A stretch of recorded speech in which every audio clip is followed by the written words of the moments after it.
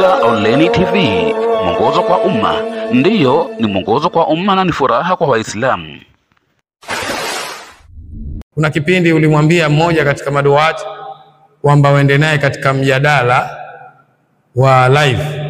Kwa hiyo kwa hoja hizi ulizozitetea zote, mimi niko tayari kufanya na wewe mjadala wa live, na ukiliafiki hilo nitafute, ukitaka siri, ukitaka dhahir. Kwa maana hiyo malaika hawa nao wamo katika kundi la malaika. Haimkiniki ya kwamba atokee mmoja katika watu aseme kwamba anawaamrisha malaika. Hilo ndiyo tunalojadili. Hili itakuwa kisheria ni kosa, na kosa hili liko wazi, na tunasema hakuna anayeweza kulitetea, na tayari kosa lilishazungumzwa tayari na likanyamaziwa, lakini Alifaza amekuja tena kuyafufua haya. Kwa hiyo nasaha zangu tu kwa Alifaza, kama ikiwa ana hoja za msingi katika jambo hilo, alete hoja za msingi kwa kufuata mifumo ya dini yetu, asije na kuzungumsha maneno kwa hawa ya nafsi.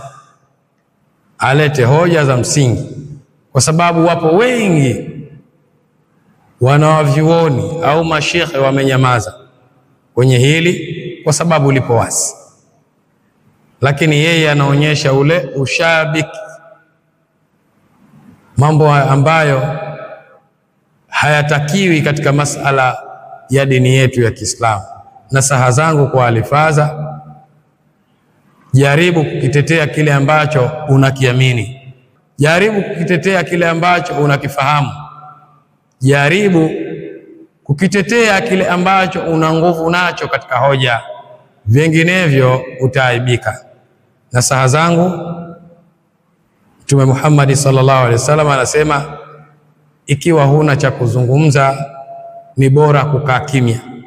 Hilo itakuwa ni jambo kubwa sana kwako, na ni jambo ambalo lina fadhaila kwako kuliko kuzungumza. Maana toka ulipoanza hizi mada tayari tumeshabaini udhaifu wako, na ikiwa una wasiwasi au una hoja, kuna kipindi ulimwambia mmoja katika maduati kwamba uende naye katika mjadala wa live. Kwa hiyo kwa hoja hizi ulizozitetea zote, mimi niko tayari kufanya na wewe mjadala wa live, na ukiliafiki hilo nitafute, ukitaka siri, ukitaka dhahir. Wabillahi tawfiq. Wassalamu alaikum wa rahmatullahi wa barakatuh.